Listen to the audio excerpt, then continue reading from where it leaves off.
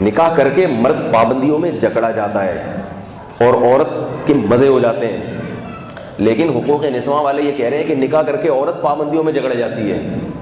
صحیح ہے نا؟ عورت حالانکہ عورت تو نہیں، عورت تو بیچاری باپ کے گھر سے کہاں جائے گی؟ شوہر کے گھر میں. وہ غلام اور باندی بن کے تھوڑے ہی آ رہی ہے، بیوی بن کے آ رہی ہے، وہ بیوی بن کے آ رہی ہے. اس لیے کہتا ہوں بھائی اٹھا کر پھینک دو باہر گلی میں، نئی تہذیب کے انڈے ہیں گندے. بات کہاں سے شروع ہوئی تھی؟ کدھر کیا کر رہا تھا میں؟ ہاں تو وہ پادریوں کی شادی سے بات آئی. کتنا عجیب عنوان ہے، پادریوں کی شادی. حیرت کی بات ہے یہ. تو میں یہ عرض کر رہا تھا کہ مذہب جو ہے نا، مذہب دنیا میں آہستہ آہستہ سمٹ کے کم ہو رہے ہیں. جب سے تعلیم کا رواج دنیا میں عام ہوا ہے، ہر شخص اپنا اچھا برا پہچاننے لگا ہے. ہر شخص. بہت سے ہندو ہیں یہاں یونیورسٹی میں، حیدرآباد کی یونیورسٹی میں ہندو ہیں، بہت کثرت سے اسلام قبول کرتے ہیں. اطلاعات ملتی رہتی ہیں، ہمارے کچھ شاگرد ہیں یونیورسٹیوں میں، وہ بتاتے ہیں.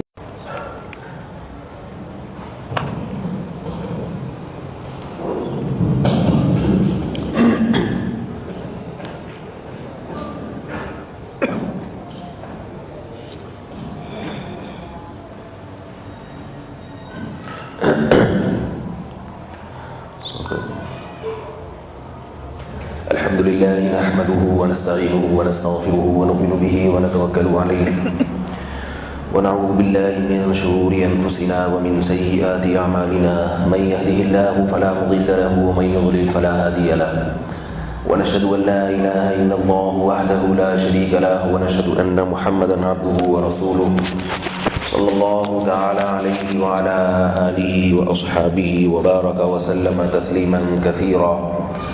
أما بعد فأعوذ بالله من الشيطان الرجيم. بسم الله الرحمن الرحيم.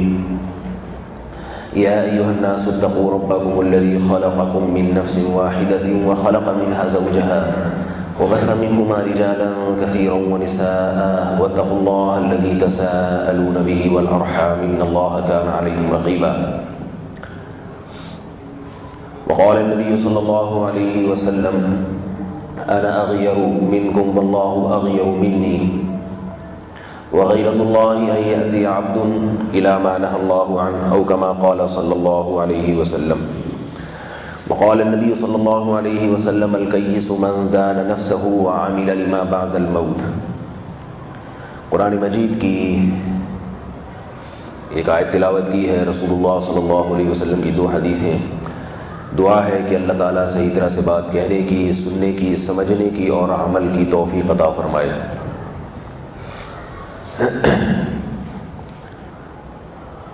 جس دور سے ہم گزر رہے ہیں اس میں دو طبقے وجود میں آ رہے ہیں. ایک لبرل طبقہ، سیکولر ذہن والا، اور ایک مذہبی طبقہ.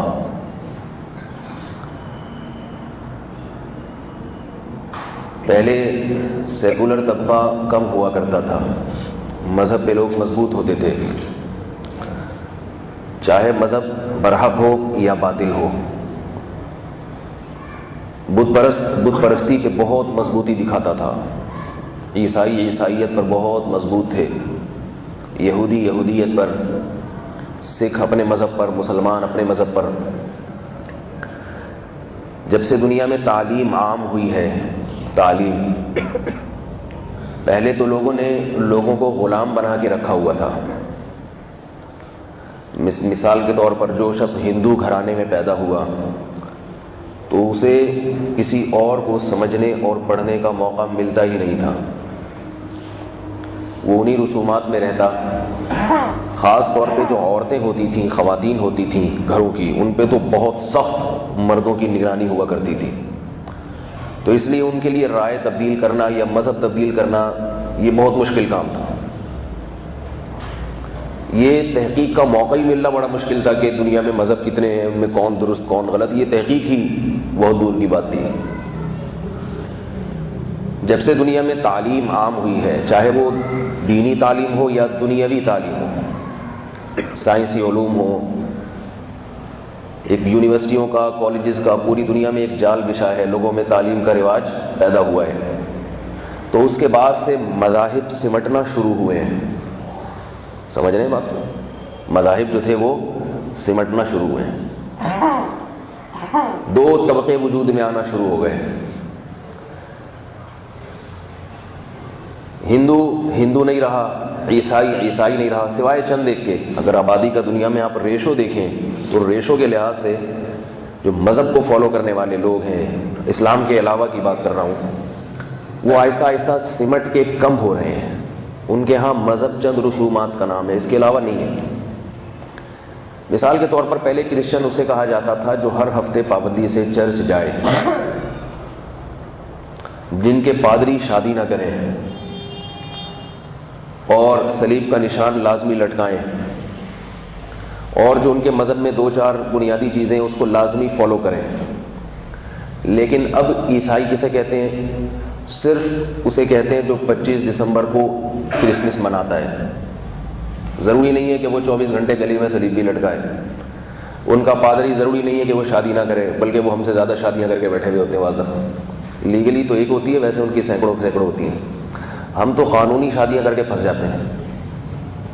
ہم تو جو پھنستے ہیں نا، وہ اس لیے کہ ہم نے باقاعدہ کسی عورت سے نکاح کر کے اس کو گھر دیا ہوتا ہے، اس کو نان نفقہ دیا ہوتا ہے، ساری دنیا کو بتایا ہوتا ہے کہ یہ ہماری بیوی ہے اور یہ ہمارے بچے ہیں.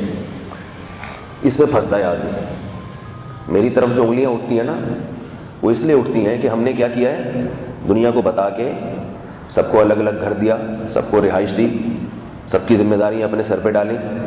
روزانہ آلو پیاز ٹماٹر لینے نکلے ہوئے ہوتے ہیں، ٹھیک ہے نا. سسرال ہول سیل کے حساب سے سالے، ہول سیل کے حساب سے ساسیں، ہول سیل کے حساب سے سسر. تو ایک ہزاروں تو دل بھر ہیں اور ہم اکیلے ہیں. مصیبت میں ہے جان، کس کس کو دیں دل. تو اتنی ذمہ داریاں پال لی ہیں. اس پر ہونا یہ چاہیے کہ لوگ زندہ باد کے نعرے لگائیں. کیا خیال ہے بھائی؟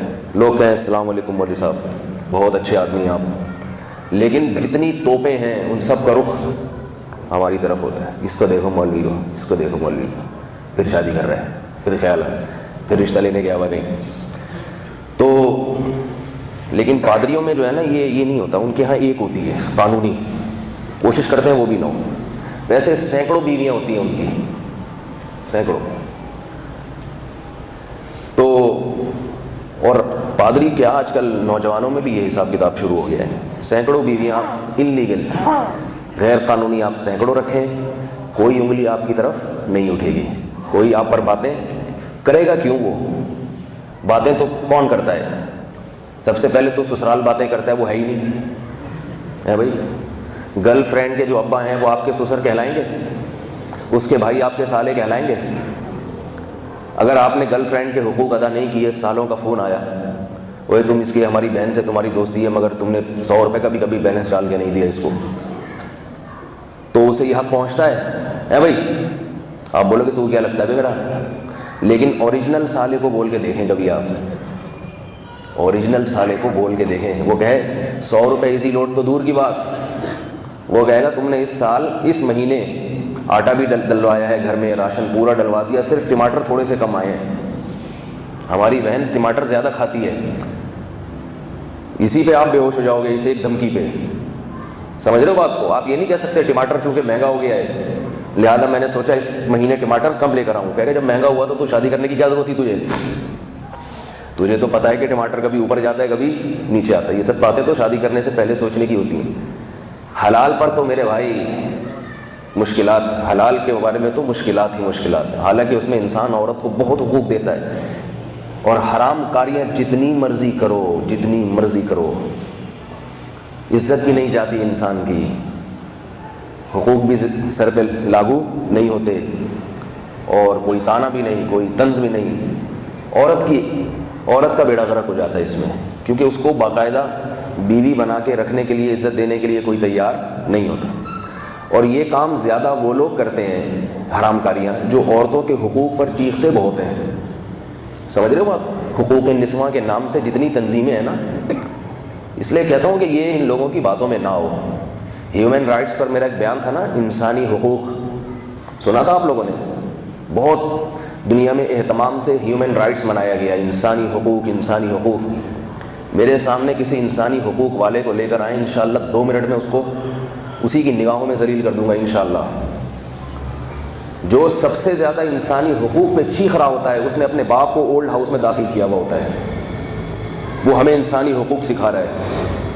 وہ قومیں جو اپنے بوڑھے والدین کو اپنے گھر میں رکھنے کے لیے تیار نہیں ہیں, وہ پوری دنیا کو ہیومن رائٹس سکھا رہی ہیں, انسانی حقوق سکھا رہی ہیں.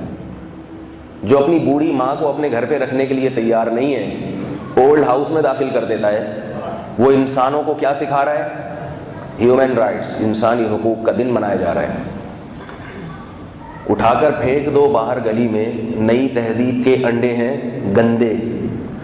انسانی حقوق ہمارے بزرگوں نے جو ہمیں بتائے ہیں, اللہ اس کے رسول نے جو ہمیں بتائے ہیں, وہ اتنے زبردست ہیں کہ ہمیں چاہیے کہ ہم دنیا کو انسانی حقوق سکھائیں. انسانی حقوق مولوی سے سیکھو, مولوی سے جو تمہیں اللہ اس کے رسول کی بات بتائے گا. ان سے نہ سیکھو, گوروں سے. یہ نہیں جانتے انسانی حقوق کیا ہوتے ہیں. انسانی حقوق کی ابتدا کہاں سے شروع ہوتی ہے؟ باپ اور ماں سے, بھائی اور بہنوں سے. جس قوم کو اپنے ابا کا نہیں پتا, اپنی ماں کا نہیں پتا, وہ قوم کیا لوگوں کو انسانی حقوق سکھائے گی بھائی؟ اور عورتوں کے حقوق کی ابتدا کہاں سے ہوتی ہے؟ جو کہتے ہیں نا حقوق نسواں, تو بولو پھر شادی کیوں نہیں کرتا تو؟ کسی عورت کو باقاعدہ عزت کے ساتھ دلہن بنا کے گھر کے لا کے رکھ کر اس کی ساری زندگی کے لیے اس کی کفالت کیوں نہیں کرتا؟ اس کے لیے تیار نہیں ہوگا. اس کے لیے کہتے ہیں بچپن کی شادی صحت کے لیے نقصان دہ ہے. سمجھ رہے ہو بات کو؟ بچپن کی شادی, حالانکہ جب انسان بالغ ہو جائے تو وہ بچہ نہیں رہتا. اس کو بچپن کہنا حماقت اور بیوقوفی ہے, ایک زمینی حقیقت کے خلاف ہے. قدرت نے اگر اس کو بچہ رکھا ہوتا تو بالغ نہ کرتی. سمجھ رہے ہو بات کو؟ عورت کو جب مینسز آنا شروع ہو جائیں, اب وہ بچی نہیں ہے, اب وہ عورت بن گئی ہے. دنیا تو کہتی ہے کہ بالغ نہیں ہوئی, ہو گئی ہے. مشاہدہ کیسے غلط ہو سکتا ہے بھائی؟ کہتے ہیں نا کہ جتنے انسانی حقوق کی جو حقوق نسواں, وومن رائٹس, خواتین کے حقوق کی جتنی تنظیمیں اس وقت دنیا میں کام کر رہی ہیں, ان سب کا جو بنیادی مقصد ہے, ذہن میں رکھو, خدا کی قسم عورت کو حقوق دلانا ان کا بنیادی مقصد نہیں ہے. ان کا مقصد عورت کو ننگا کرنا ہے, اور کچھ بھی نہیں ہے ان کا مقصد. اور ان کا مقصد صرف اور صرف اتنا ہے کہ مرد کی عورت کی طرف پہنچنے میں جو رکاوٹیں اسلام نے رکھی ہیں, اسلام مرد کو عورت کی طرف آسانی سے پہنچنے نہیں دیتا. اس سے تم نے اپنی خواہش اگر پوری کرنی ہے تو پورے اس کے خاندان سے تمہیں رشتہ داری جوڑنی پڑے گی. اس کے ابا کو اپنا سسر بنانا پڑے گا, اس کے بھائیوں کو بردر ان لا بنانا پڑے گا, رشتہ قائم ہو جائے گا تمہارا ان سے. آ رہی بات سمجھ میں؟ اس کی اگر پہلے شوہر سے کوئی اولاد تھی تو تمہاری سوتیلی بیٹی بن جائے گی, اور اس سے نکاح تمہارے لیے حلال نہیں ہے, رشتہ قائم ہو جائے گا. اور اس کی ساری زندگی کی کفالت تمہارے ذمہ ہوگی, ساری زندگی کی کفالت تمہارے ذمہ ہوگی. تو اسلام مرد کو کسی عورت تک پہنچنے کے لیے اس کی راہ میں اتنی رکاوٹیں حائل کرتا ہے کہ ان سنگلاخ چٹانوں کو عبور کر کے تم عورت کو حاصل کر سکتے ہو. پھر مہر کی رقم دینی پڑے گی. اس کے علاوہ تمہارے پاس عورت تک پہنچنے کا کوئی راستہ نہیں ہے. اور پھر اس سے ہونے والی اولاد کو ساری زندگی اس کی کفالت تمہارے ذمہ ہے. یہی وجہ ہے کہ بیٹیاں جب بالغ ہوتی ہیں ان کے رشتوں کی فکر ہمارے معاشرے میں ماں سے زیادہ باپ کو ہوتی ہے. نہیں آ رہی بات میرا خیال ہے. میں نے ایسے لوگ دیکھے ہیں بیٹیوں کی شادیوں کی فکروں میں برین ہیمریج ہو گیا. باپ کو ٹینشن زیادہ ہوتی ہے. کیوں؟ اسے پتا ہوتا ہے کہ میری ذمہ داری پہلے ہے اور بچیوں کی ماں کی ذمہ داری بعد میں ہے. لیکن جو حقوق نسواں, جو آج کل خواتین کے حقوق کی تنظیمیں جو جس چیز کا پرچار کر رہی ہیں, وہ پرچار یہ ہے کہ مرد کو تمام قسم کی ذمہ داریوں سے بری قرار دیا جائے. گرل فرینڈ کا کلچر معاشرے میں لایا جا رہا ہے, گرل فرینڈ کا کلچر. اور عورت کو طلاق کا اختیار دیا جائے, اس کی باتیں ہو رہی ہیں کہ بھئی جب مرد کو اختیار ہے تو عورت کو بھی ہونا چاہیے. حالانکہ اس سے نقصان مرد کو خدا کی قسم نہیں ہوگا, اس سے نقصان کس کو ہوگا؟ عورت کو ہوگا. وہ اپنے اوپر طلاق واقع کر کے جب نکاح توڑے گی تو مرد کی کیا ہے؟ مرد کو بازار میں اتنا کچھ مل رہا ہے منہ کالا کرنے کے لیے, وہ کہے گا میرے ذمہ ایک چیز تھی, ایک ذمہ داری تھی میری, وہ ذمہ داری ختم ہو گئی. اور عورت در بدر کی ٹھوکریں کھاتی پڑے گی, کھاتی پھرے گی. جب سے ہمارے ملک میں عدالت کی خلا کا جو یہ بھی رواج ہوا ہے نا، جو جناب جنرل پرویز مشرف صاحب نے قانون پاس کیا تھا کہ عورت جب شوہر کے ساتھ نہیں رہنا چاہتی، چاہے شوہر کا قصور ہو یا نہ ہو، عدالت کو اختیار ہے کہ وہ نکاح ختم کر دے. اس کے بعد سے عورتوں اور خواتین پہ ظلم میں اضافہ ہوا ہے، کمی نہیں ہوئی ہے. سمجھ رہے ہو بات کو کہ نہیں سمجھ رہے؟ ہوا یہ کہ بہت ساری خواتین نے عدالتوں سے جا کے خلا لیے. اب جب کہیں اور شادی کی ہے تو ظاہر ہے ہمارے معاشرے میں طلاق یافتہ عورت کا وہ مقام نہیں ہوتا، تو اس دوسرے مرد نے بھی نباہ نہیں کیا. تھوڑے دن اس کو بھی ایک ہوس تھی، اس کو بھی یہ پتا ہے کہ جو عورت اپنے شوہر کے ساتھ، پہلے شوہر کے ساتھ جس نے وفا نہیں کی، وہ میرے ساتھ وفا کیوں کرے. وہ چسکے لینے کے لیے اس نے عورت کو الو بنایا، سبز باغ دکھائے. سمجھ رہے ہو بات؟ خوبصورت باغ دکھائے. اللہ تعالیٰ تو عورت کی فطرت جانتے ہیں کہ اس کے سامنے ذرا سی چکنی چپڑی باتیں کرو، یہ چونکہ عورت ہے، عورت یہ جلدی جو ہے نا آپ سے انسپائر ہو جائے گی، جلدی متاثر ہو جائے گی. اس لیے اللہ نے اس کی چابی شوہر کے ہاتھ میں دے دی. شوہر کے ہاتھ میں تم چھوڑو گے تو نکاح ختم ہوگا، تم نہیں چھوڑو گے تو نکاح نہیں ختم ہوگا. اب اس نے خلا لے کے کہیں اور نکاح کر لیا. نکاح کرنے کے بعد مشاہدہ تجربہ یہ ہے کہ دوسرا مرد رکھتا نہیں ہے. تھوڑے دنوں کے بعد وہ بھی چھوڑ دیتا ہے. اب نہ ادھر کی رہی اور نہ ادھر کی رہی. عجیب بات ہے، سنا ہے کہ پنجاب اسمبلی میں کسی خاتون نے یہ آواز اٹھائی ہے کہ عدالتی خلا پر پابندی لگائی جائے، اور اس نے یہ آواز اٹھائی ہے کہ اس کا نقصان عورت کو ہو رہا ہے، مرد کو نہیں ہو رہا. نکاح کر کے مرد پابندیوں میں جکڑا جاتا ہے اور عورت کے مزے ہو جاتے ہیں. لیکن حقوق نسواں والے یہ کہہ رہے ہیں کہ نکاح کر کے عورت پابندیوں میں جکڑ جاتی ہے. صحیح ہے نا؟ عورت حالانکہ عورت تو نہیں، عورت تو بیچاری باپ کے گھر سے کہاں جائے گی؟ شوہر کے گھر میں. وہ غلام اور باندی بن کے تھوڑے ہی آ رہی ہے، بیوی بن کے آ رہی ہے. وہ بیوی بن کے آ رہی ہے. اس لیے کہتا ہوں بھائی، اٹھا کر پھینک دو باہر گلی میں. نئی تہذیب کے انڈے ہیں گندے. بات کہاں سے شروع ہوئی تھی؟ کدھر کیا کر رہا تھا میں؟ ہاں، تو وہ پادریوں کی شادی سے بات آئی تھی. کتنا عجیب عنوان ہے، پادریوں کی شادی. حیرت کی بات ہے.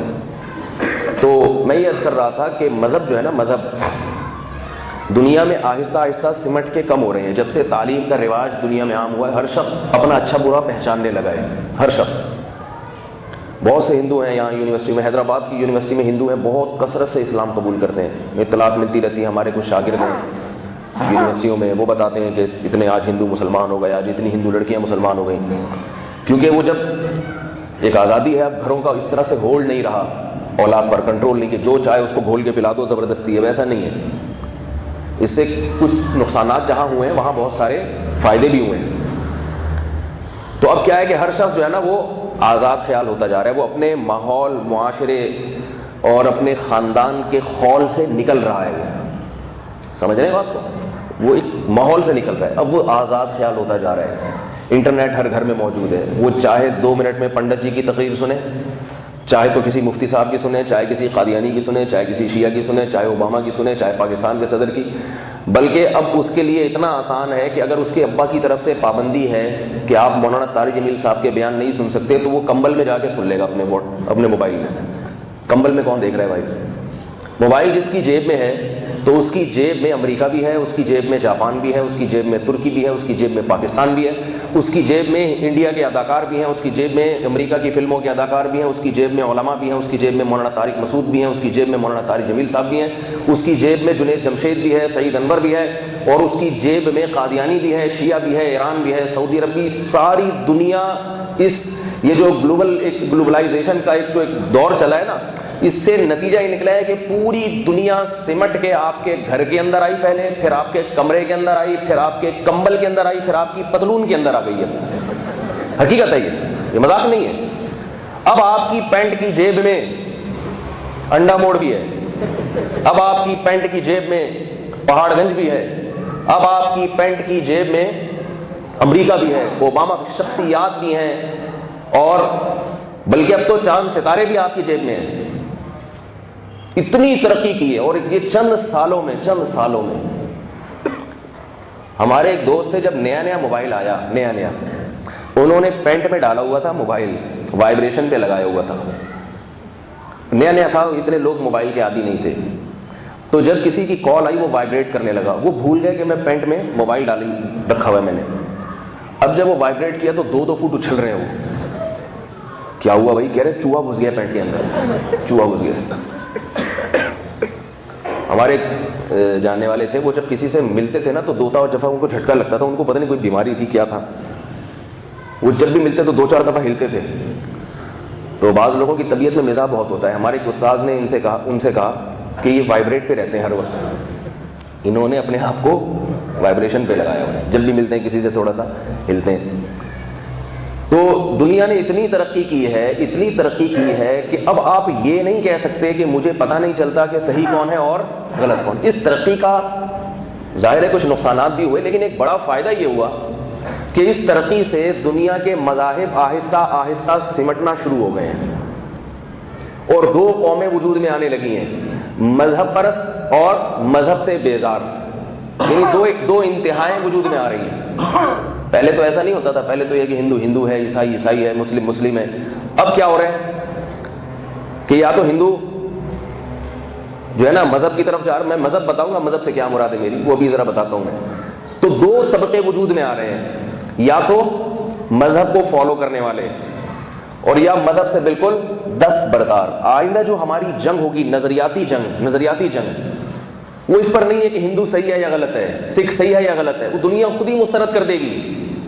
آئندہ صرف اس پر بحث ہوگی کہ مذہب کو اگر فالو کیا جائے, مذہب کو فالو کیا جائے یا نہیں کیا جائے. اور مذہب سے مراد صرف اور صرف کیا ہے؟ اسلام. اسلام کے علاوہ مذہب نہیں ہے دنیا میں کوئی, کیونکہ لوگ اس کو خود مسترد کر رہے ہیں کہ بھئی یہ مذہب درست نہیں ہو سکتا. یہ ہمارے باپ دادا کی روایتیں ہیں, ہمارے باپ دادا کی ایک خاندانی کچھ رسومات ہیں, ان کو مذہب کا نام دے دیا گیا ہے, ورنہ یہ مذہب نہیں ہے. اس کی میں آپ کو ایک مثال دوں. تقریباً 1.5-2 سال پہلے انڈیا میں کوئی فلم آئی ہے جس میں کوئی اداکار نے کوئی ہندوؤں کے بتوں کا ایک مذاق اڑایا ہے. 50 روپے والا بھگوان اور 20 والا بھگوان. وہ مجھے کسی نے بتایا کہ وہ بھگوان کو کچھ دعا مانگ رہا تھا تو کسی نے اس کے ہاتھ میں سموسہ لا کے رکھ دیا. چھوٹا سا بھگوان کی تھا, 50 روپے والا اس کے ہاتھ میں.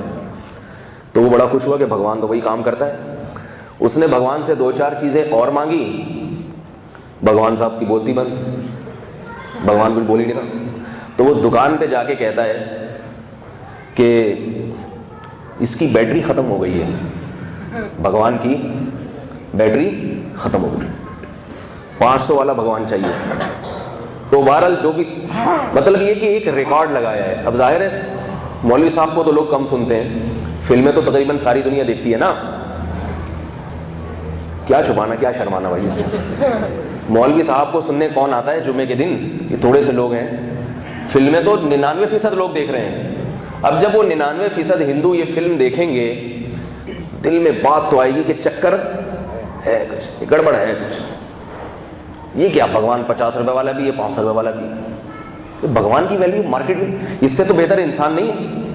آپ نے کبھی کسی سے پوچھا یہ آپ کے بھائی کتنے کے ہیں بھائی؟ آپ کے ابا کی ویلیو کیا چل رہی ہے آج کل مارکیٹ میں؟ یعنی بینک میں آپ کے ابا کو رکھوا کے کتنے لاکھ کا قرضہ نکلوایا جا سکتا ہے؟ اگر آپ کے ابا کو کہیں گروی رکھوا دیا جائے تو کتنا لون لیا جا سکتا ہے بینک سے؟ جس کے ابا کے بارے میں ایسی بات ہوگی اس کو غصہ آئے گا کہ نہیں آئے گا؟ کیا میرے ابا کی ویلیو لگا رہا ہے؟ بولے بھائی نہیں بھائی, میں اس لیے کہہ رہا ہوں کہ اگر دکان سے ہم نے راشن اٹھانا ہے تو اگر ان کو رکھ دیا جائے, اتنے مہینے کا سودا دکان والا دے دے گا, تو غصہ آئے گا کہ نہیں آئے گا؟ ابا 50, 100, 1000, لاکھ, کروڑ کے نہیں ہوتے, انسان کی کوئی قیمت نہیں ہوتی. لیکن کمال کی بات ہے کہ انسان کی نفع اور نقصان کا مالک جو بھگوان ہے وہ 50 میں بھی مل رہا ہے اور لاکھ میں بھی مل رہا ہے, اور آرڈر پہ بھی تیار ہو رہا ہے. جس طرح کا کہا تھا اس طرح کا تیار نہیں ہوا, جس طرح کا کہا تھا اس سے بھی اچھا بنا کے دے دیا. یہ جب چیزیں اس قسم کی فلمیں دنیا میں چلیں گی, میں کوئی فلموں کی تعریف نہیں کر رہا, فلمیں دیکھنا غلط ہے, لیکن ایک بات کر رہا ہوں کہ دنیا تو دیکھ رہی ہے نا. دنیا تو یہ سیکھے گی کہ بھائی یہ دال میں کچھ کالا کالا ہے, اور جیسے میں روحانی علاج والوں کی دم پہ پاؤں رکھتا ہوں, ایسے ہی انڈیا میں بعض ہندو ایسے جنہوں نے ان کے پنڈتوں کی دم پہ پاؤں رکھے ہوئے ہیں کہ یہ پنڈت لوگ مندر میں جو تمہیں کرشمے دکھاتے ہیں یہ نظر کے دھوکے ہیں. کبھی دکھاتے ہیں کہ وہ بدھ کے منہ سے دودھ نکل رہا ہے, وہ بتاتے ہیں کہ یہ کیا گڑبڑ کی ہوئی ہے, اس نے کیا چھپا کے رکھا ہوا ہے پیچھے. ان کے ہاں بھی ایسے لوگ ہیں, ہندوؤں میں ہی ایسے مل جائیں گے جو ان پنڈتوں کی جو یہ جو نظر کے دھوکے اور جادو منتر ہے ان کی پول پٹیاں کھولتے ہیں. یہ اس طرح کے روحانی والے صرف مسلمانوں میں نہیں ہوتے، ہندوؤں میں تو ہم سے زیادہ ہوتے ہیں، لیکن مسلمانوں میں بھی ہوتے ہیں۔ فرق یہ ہے کہ وہ ہندو بن کے کام کرتے ہیں اور ہمارے ہاں دیوبندی یا بزرگ بن کے کام کرتے ہیں کہ ہم دیوبندی ہیں، ہم سلسلہ شاذلیہ سے ہمارا تعلق ہے، سلسلہ نقشبندیہ سے ہمارا تعلق ہے، تو وہ اپنے سلسلوں کو غلط استعمال کر کے، بہت سے تو ان سلسلوں سے ہوتے ہی نہیں ہے، ایسے لگایا ہوا ہوتا ہے کہ اس سلسلے سے۔ تو جیسے ہم نے ان کی دم پہ یہاں پاؤں رکھا ہوا ہے، چیخ رہے ہیں، تو ایسے ہی وہاں ہندو بھی بہت سارے اپنے پنڈتوں کی دم پہ پاؤں رکھ کے کھڑے ہوتے ہیں، جو پڑھے لکھے پہلے نہیں ہوتے تھے کیونکہ تعلیم ہی نہیں تھی۔ پہلے تو ایک ہوائی باتوں پہ ایک چل رہا تھا کہ شاید کچھ ہو، شاید یہ بھگوان ہو، شاید اللہ نے اس کو اپنا کوئی کچھ بنایا ہوا ہو۔ اب پول پٹیاں آہستہ آہستہ کھل رہی ہیں۔ تو اب جو ہے نا دنیا کس طرف آ رہی ہے، یا تو مذہب سے بالکل بیزار ہو رہی ہے، یا آہستہ آہستہ کہاں آ رہی ہے، مذہب سے مراد صرف اسلام۔ تو ایسا لگتا ہے کہ مستقبل میں صرف دو نظریات والے لوگ رہ جائیں گے، یا تو پکا مسلمان یا پکا بحریہ۔ دوسرے مذاہب رہیں گے مگر ایسے نہیں کہ جیسے وہ اپنے مذہب سے ایک لگاؤ ہوتا ہے۔ ہمارے حضرت مفتی رشید احمد صاحب رحمہ اللہ امریکہ گئے تو وہاں کسی عیسائی سے حضرت نے کہا کہ تم جو ہے نا عیسائی مذہب، اس کو تبلیغ کی کہ بھائی اسلام کو فالو کرو، عیسائیت میں تو یہ خرابی ہے۔ تو اس نے کہا میں لعنت بھیجتا ہوں عیسائیت میں۔ حضرت حیران ہو گئی، یہ تو ہم سے بھی زیادہ اپنے مذہب سے نفرت کر رہا ہے۔ حضرت کا خیال تھا جب میں ایسے بتاؤں گا بھائی عیسائی مذہب میں یہ چیز غلط ہے تو وہ غصہ آئے گا، اس کو لال پیلا ہو جائے گا، میرے مذہب کو غلط کہہ دیا اور میں عیسیٰ علیہ السلام کا ماننے والا۔ تو اس نے آگے بڑھ کے کیا کہا میں لعنت بھیجتا ہوں عیسائیت میں۔ تو حضرت فرمایا اس کو کیا تبلیغ کرے آدمی، تو پہلے سے ہی مدعی سست گواہ چست والی بات ہو گئی۔ تو یہ حساب کتاب چل رہا ہے اور یہ ایسا ہی ہو رہا ہے دنیا میں آہستہ آہستہ، مذہب سے بیزاری۔ اس کی وجہ یہ ہے کہ لوگوں نے جو اسلام کے علاوہ دیگر مذاہب تھے، دیگر مذاہب، اس میں جب دنیا نے مطالعہ کیا، اسٹڈی کی، تو ان کی جو برائیاں ہیں، ان کی پول پٹیاں ہیں، ان کے پنڈتوں کی باتوں میں تضاد، یہ چیزیں آہستہ آہستہ کھل کے سامنے آنا شروع ہو گئی۔ لیکن اب اس سے ہوتا کیا ہے، کچھ لوگ اسلام کی طرف آ جاتے ہیں اور کچھ کدھر کو چلے جاتے ہیں، بحریت کی طرف۔ بحریت کی طرف اس لیے جاتے ہیں کہ وہ ان کو جب اتنا بڑا دھچکا لگتا ہے کہ ہم صدیوں سے جس مذہب کو فالو کر رہے ہیں وہ غلط تھا، تو وہ کہتے ہیں پھر یہ مذہب سب غلط ہوتا ہے، اور وہ بالکل تمام مذاہب سے دستبردار ہو کر وہ کہتے ہیں بس یہ مادہ پرست دنیا ہے، مادہ سے بنی ہوئی دنیا ہے، اسی کو فالو کرو، بس یہی سائنس ہی ہمارا خدا ہے۔ ایک ہندو نے اپنے کمنٹس دیے ایک بیان پر میرا ایک بیان تھا اللہ کے وجود کے بارے میں، اس نے کہا کہ روٹی سے بڑھ کر کوئی دنیا میں خدا نہیں ہے۔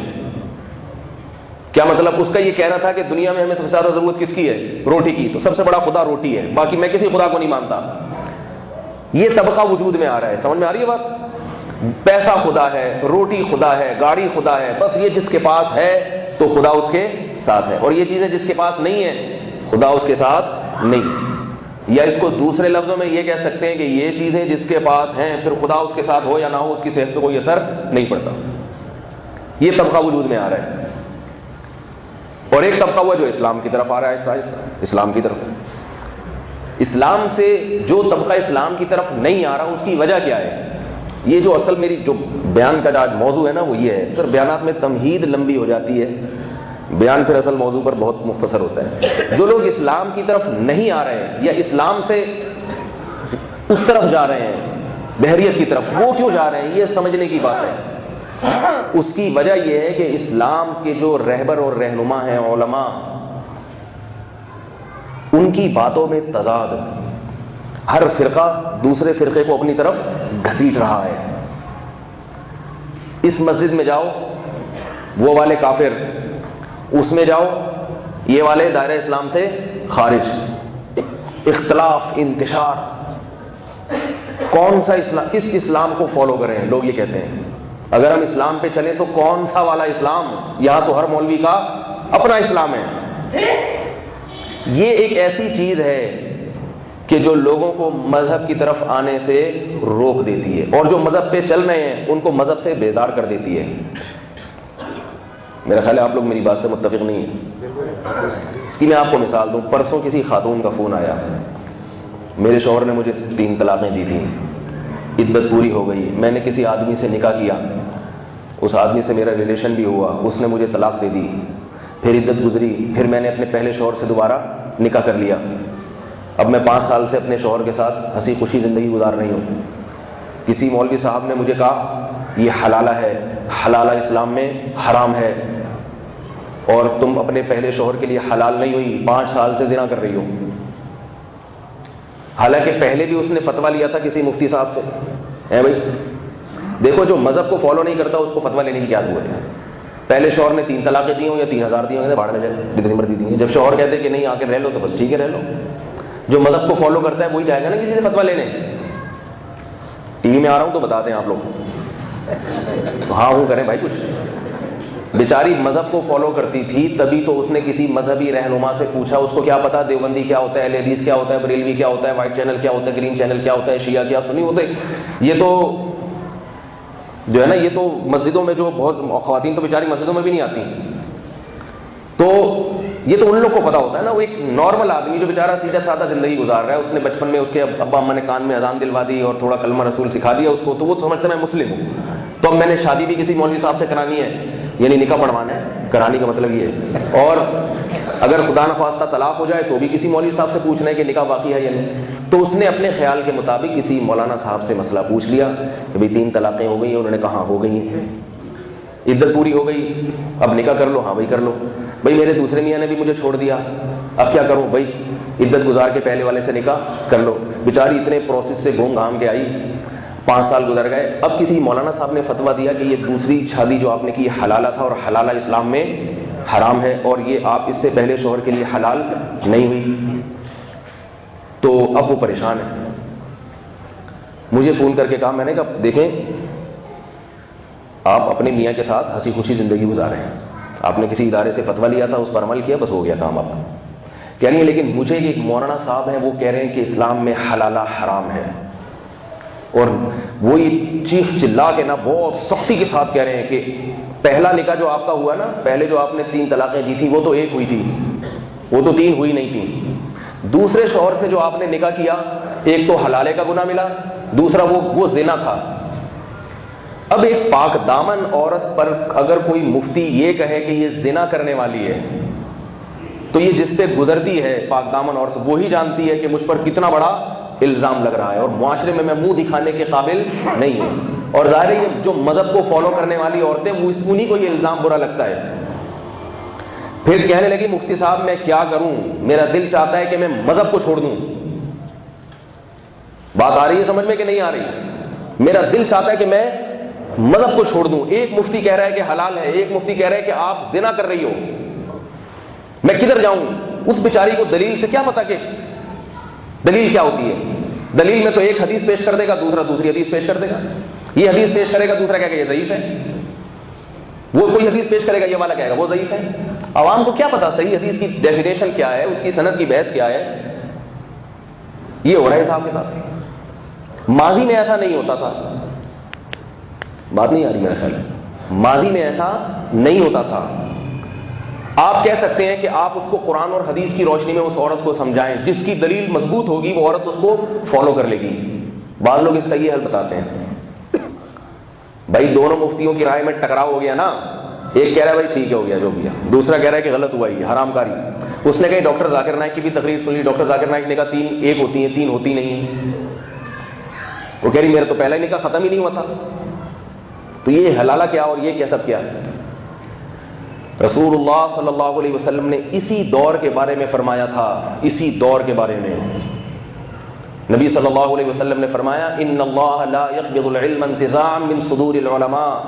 اللہ قیامت کے قریب علماء کے سینوں سے علم نہیں اٹھائیں گے، ولکن يقبض العلماء، علماء ہی کو دنیا سے آہستہ آہستہ اٹھا لیں گے. علماء ختم ہوتے چلے جائیں گے. پھر اب لوگوں کو مذہب کو فالو تو کرنا ہے نا، اس میں کے لیے کسی کو رہبر. آپ 1000 دفعہ کہیں میں تقلید نہیں کرتا کسی کی، میں صرف قرآن و حدیث کو مانتا ہوں، میں کسی کی اتباع نہیں کرتا، مگر پھر بھی اتباع کے لیے آپ کو کسی کو رہبر بنانا پڑتا ہے. رہبر تو یہ بنانا، یہ تو انسان کی فطرت ہے. کسی کو مقتدا اور رہبر بنا کے اس کے پیچھے چلنا اس کے بغیر ممکن نہیں ہے. تو رسول اللہ صلی اللہ علیہ وسلم نے فرمایا جب علماء آہستہ آہستہ دنیا سے اٹھیں گے تو لوگ کیا کہیں گے؟ اتخذ الناس رؤوسا جہالا رؤوسا، لوگ جاہلوں کو اپنا امام بنا لیں گے. زبان سے تو کہیں گے ہم امام ابو حنیفہ کو بھی نہیں مانتے، امام شافعی کو بھی نہیں مانتے، ہم صرف اللہ اور رسول کو مانتے ہیں. حالانکہ وہ اپنی مسجد کے جاہل امام کو امام مان رہے ہوں گے، اور اس کے کہنے سے حلال اللہ کے حلال کو حرام کر دیں گے اور حرام کو حلال کہہ دیں گے. کسی نے یوٹیوب پہ کسی انسان کو اپنا امام بنایا ہوا ہوگا, وہ صرف اسی کے کلپ سن کے فتوے دے رہا ہوگا. کسی نے ڈاکٹر ذاکر نائک کو امام بنایا ہوا ہوگا, کسی نے جناب کسی اور مفتی کو امام بنایا ہوا ہوگا. سب تقلید کر رہے ہوں گے, مگر زبان سے کہیں گے ہم کسی امام کو نہیں مانتے, ہم صرف اللہ اس کے رسول کو مانتے ہیں. نہیں آ رہی میرا خیال ہے بات؟ زبان سے دعوے ہوں گے, یہ زبانی دعوے. نام ہوگا تحقیق, ہماری تحقیق ہے, ہماری ریسرچ ہے. یہ کیسی ریسرچ ہے بھائی؟ ایک حدیث آپ کو آتی ہے, نہ اس حدیث کی سند کی تحقیق, نہ اس کا ترجمہ بھی نہیں آتا. ایک صاحب میرے پاس آئے, کہنے لگے کہ نبی صلی اللہ علیہ وسلم کے دور میں تو ایک مجلس کی 3 طلاقیں ایک ہوتی تھیں. میں نے کہا کون سی حدیث میں؟ کہہ رہے صحیح مسلم کی. میں نے کہا لے آؤ. وہ لے کر آئے. میں نے کہا اس میں یہ کہاں لکھا ہے کہ ایک مجلس کی 3 ایک ہوتی تھی؟ یہ کہاں لکھا ہوا ہے؟ یہ کہاں لکھا ہوا ہے؟ ایک مجلس کا لفظ دکھا دو, اس میں ترجمہ غلط کر رہے ہو. اور نام کیا ہوتا ہے؟ ہماری تحقیق ہے, ہماری. ایک صاحب آئے, کہنے لگے کہ بھائی ابو داؤد کی حدیث ہے کہ حضرت ابو یزید نے, رکانہ کے والد نے اپنی بیوی کو ایک مجلس میں 3 طلاقیں دیں. نبی نے کہا یہ ایک ہے. میں نے کہا رکانہ کے والد جو تھے انہوں نے اسلام قبول ہی نہیں کیا, نبی کے دور سے پہلے ان کا انتقال ہو چکا تھا. اور حدیث کے الفاظ کیا ہے کہ رکانہ کے والد نے ایک مجلس میں 3 طلاقیں دی. تو یہ حدیث عقل کے لحاظ سے, اسی وجہ سے امام ابو داؤد نے اس حدیث کو صحیح قرار دے دیا, اور اس حدیث سے آپ استدلال کر رہے ہو. یہ ہے تحقیق. اسے کیا کہتے ہیں؟ نہیں آ رہی میرا خیال ہے بات؟ یہ وہ حدیث ہے جس کے بارے میں نبی نے فرمایا کہ علماء دنیا سے جائیں گے, لوگ جاہلوں کو کیا بنا لیں گے؟ امام, اور ان جاہلوں کی تقلید کریں گے. ہوگی وہ بھی تقلید, مگر نام اسے کیا دیں گے؟ تحقیق کا, کہ ہم محقق ہیں, ہم کسی کے مقلد نہیں ہیں. یہ ہے وہ وجہ جس کی وجہ سے امت میں توڑ پیدا ہو رہا ہے, ٹوٹتی چلی جا رہی ہے. فتوے, ہر مفتی کا ایک نیا فتویٰ ہوگا مارکیٹ میں. جو جتنا بڑا پھینکو ہے نا, اتنا بڑا مفتی ہے اس زمانے میں. یوٹیوب پہ کلپ بنا کے پھینک رہے ہوگا نئی چیزیں مارکیٹ میں. اس کو نہیں مانتا, میں ان کو نہیں مانتا, میں اس کو نہیں مانتا, میں فلاں مفتی کو نہیں مانتا, میں فلاں عالم کو نہیں مانتا, میں امام حنیفہ نے لکھا امام حنیفہ کی رائے کو نہیں مانتا قرآن حدیث سے. امام شافعی, میں امام شافعی کو نہیں مانتا. اور بھائی امام مالک کا مذہب. میں نے کسی کو کہہ دیا کہ بھئی عبداللہ بن عباس رضی اللہ تعالیٰ عنہ اتنے بڑے محقق ہیں, ان کا فتویٰ ہے کہ انہوں نے 3 طلاق کو 3 کہا ہے, ایک مجلس کی 3 کو 3. اور تم کہہ رہے ہو کہ نبی کا فیصلہ ہے. تو کہہ رہے ہیں میں نے نبی کا کلمہ پڑھا ہے, عبداللہ بن عباس کا کلمہ نہیں پڑھا. میں نے کہا اچھا تو نے نبی کا کلمہ پڑھا ہے, لیکن عبداللہ بن عباس نے کس کا کلمہ پڑھا تھا؟ ہے بھائی؟ نہیں آ رہی میرا خیال ہے. نہ صحابہ کو مان رہا ہے, نہ تابعین کے فتووں کو مان رہا ہے. تمام صحابہ ایک طرف, تمام تابعین ایک طرف, ائمہ اربعہ ایک طرف. دعویٰ ہے کہ میں صرف کس کو فالو کرتا ہوں؟ قرآن و حدیث کو. یہ قرآن و حدیث کے نام پہ جھوٹ بول رہا ہے, جھوٹ بول رہا ہے. یہ اپنی خواہشات کی اتباع کر رہا ہے. اسلام 15ویں صدی میں نازل نہیں ہوا. اسلام پر لوگ 1400 سال سے عمل کرتے چلے جا رہے ہیں. 1400 سال میں بڑے بڑے بزرگ گزرے ہیں, مشائخ گزرے ہیں, علماء فقہا گزرے ہیں. وہ سارے بیوقوف تھے کیا؟ کوئی بھی شخص آ جائے اور جناب کسی نے مجھے ایک بات کہی کہ ڈاکٹر ذاکر نائک, میں ڈاکٹر ذاکر نائک کے خلاف نہیں ہوں, ان کی جو علمی خدمات ہیں میں ان کا قائل ہوں, میں نے ہزاروں لوگوں کو مسلمان کیا, میں اس کے اعتراف کرتا ہوں. لیکن ڈاکٹر ذاکر نائک سے پہلے بھی محققین گزر چکے ہیں. وہ کیا بیوقوف تھے؟ وہ پاگل تھے کیا؟ ایک چیز کی طرف لوگ چلنا شروع ہوتے ہیں, اسی کو خدا بنا لیتے ہیں. کسی نے مجھے کہا کہ آپ لوگ خواتین کو مسجد میں آنے نہیں دیتے, حالانکہ یہ مسئلہ جناب ڈاکٹر ذاکر نائک سے پوچھا گیا. تو ڈاکٹر ذاکر نائک نے کہا کہ ہندوستان اور پاکستان اور بنگلہ دیش کے یہاں عورتوں کے مسجد میں آنے پر پابندی ہے. حالانکہ صحیح ہے, بخاری کی حدیث ہے. پھر وہ صفحہ نمبر, حدیث نمبر بتا کے کہا لا تمنعوا اماء اللہ من المساجد, اللہ کے نبی نے فرمایا کہ عورتوں کو مسجد میں آنے سے مت روکو. نہیں آ رہی بات؟ حدیث کوٹ کر دی. اس سے جو سننے والی عوام ہے اس کا ذہن کیا بنے گا کہ یہ تو ہندوستان میں 1000 سال سے اسلام آیا ہوا ہے, یہ سارے بڑے بڑے علامے مشائخ, بنگلہ دیش بھی اس میں, افغانستان بھی اس میں ہے, اور ترکی بھی اس میں ہے, اور شام کے علماء, جہاں جہاں فقہ حنفی دنیا میں پھیلا, شام کے علماء, پاکستان کے, جو آج کے نہیں 1200-1300 سال سے یہ سارے گھاس کھا رہے تھے. یہ کیا کر رہے تھے سارے؟ ان کو بخاری کی صحیح ترین حدیث کا بھی علم نہیں تھا. آپ نے حدیث کوٹ کر دی, نمبر بتا دیا کہ دیکھو حدیث میں آتا ہے کہ اللہ کی نبی نے فرمایا عورت کو مسجد میں آنے سے نہ روکو, اور یہ صرف یہ والے علماء روکتے ہیں. لوگ فوراً سمجھتے ہیں کہ جناب ان کا علم ہے، یہ ہے محقق۔ باقی مولانا اشرف علی تھانوی، حاجی امداد اللہ مہاجر مکی، علامہ عبدالحی لکھنوی، شاہ ولی اللہ محدث دہلوی، مولانا عبدالعزیز دہلوی، اور یہ سارے بڑے بڑے ہندوستان کے جو علامے اور ایران میں، اور یہ سارے کیا تھے میرے بھائی؟ ملا علی قاری رحمۃ اللہ علیہ، یہ سارے کیا تھے؟ قرآن و حدیث کے خلاف لوگوں کو چلا رہے تھے۔ یہی مطلب نکلتا ہے کہ نہیں نکلتا؟ نتیجہ کیا نکلتا ہے؟ جدید کچھ محقق پیدا ہو جاتے ہیں، وہ پھر اپنی ایک نئی تحقیق مارکیٹ میں لاتے ہیں، وہ کہتے ہیں میں ڈاکٹر ذاکر نائک کو بھی نہیں مانتا، میں مانتا ہی نہیں اس کو۔ تبھی آج ایک بہت بڑا طبقہ ایسا وجود میں آگے جو کہہ رہا ہے میں حدیث کو مانتا ہی نہیں، جب قرآن میں لکھا ہوا ہے وَنَزَّلْنَا عَلَيْكَ الْكِتَابَ تِبْيَانًا لِكُلِّ شَيْءٍ، اے نبی ہم نے آپ کے قرآن نازل کیا جس نے ہر چیز کھول کھول کے بیان کر دی۔ تو جب قرآن نے ہر چیز کو بیان کر دیا تو پھر حدیث کو فالو کرنے کی کیا ضرورت ہے؟ طبقہ ایسا وجود میں آ گیا۔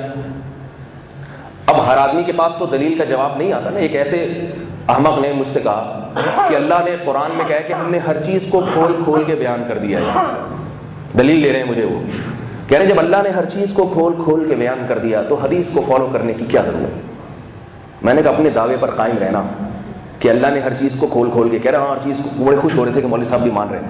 میں نے کہا اس کا مطلب کہ حدیث کو فالو کرنا ضروری ہے یا نہیں، اس چیز کو بھی اللہ نے کھول کے بیان کیا ہوگا؟ نہیں والی بات قرآن میں کیا ہوگا؟ اگر آپ کہتے ہیں قرآن میں اللہ نے یہ مسئلہ بیان نہیں کیا، اس کا مطلب ہر چیز بیان نہیں کی ہے پھر۔ اور اگر آپ کہتے ہیں بیان کیا ہے اللہ نے کہ حدیث کو فالو کرنا ہے، تو یا تو یہ بیان کیا ہوگا کہ فالو نہیں کرنا ہے، یا یہ بیان کیا ہوگا کہ فالو کرنا ہے۔ آپ پورے قرآن میں کہیں یہ دکھا دیں کہ کہیں یہ لکھا ہو کہ حدیث کو فالو نہیں کرنا۔ اگر آپ نہیں دکھا سکتے تو میں آپ کو درجنوں ایسی آیتیں دکھا سکتا ہوں جس میں اللہ نے حکم دیا کہ حدیث کو فالو کرنا ہے۔ پھر میں نے آیتیں پڑھنا شروع کی تو جب یہ لوگ دیکھتے ہیں نا کوئی مولوی سے واسطہ پڑا ہے تو فوراً کا چائے کا ٹائم ہو جاتا ہے، کبھی کہتے ہیں آج پھر کبھی ملیں گے۔ مجھے پتہ یہ دوبارہ پکڑائی میں آنے والی چیزیں نہیں ہوتی، یہ پھر کسی اور کو جا کے گمراہ کرے گا۔ تو جس صفحے پر یہ حدیث ہے کہ لا تمنعوا اماء اللہ من المساجد، عورتوں کو مسجد میں آنے سے نہ روکو، وہ حدیث آپ نے بیان کر دی۔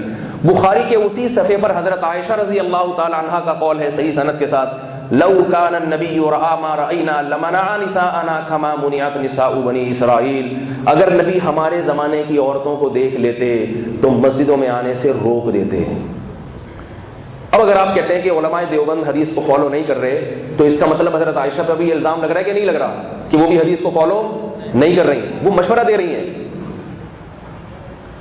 ہونا یہ چاہیے کہ آپ دونوں طرف کے دلائل بیان کریں، پھر آپ کی رائے میں جس کو ترجیح ہو آپ اس کو بیان کر دیں، میری رائے اس سے دوسرے بھی درست۔ جیسے ہم جب یہ کہتے ہیں کہ عورت کو مسجد میں آنے سے روکا جائے تو ہم یہ کبھی نہیں کہتے کہ جو علماء اجازت دے رہے ہیں وہ جاہل ہیں، گمراہ ہیں، نہ، ایک رائے ہے۔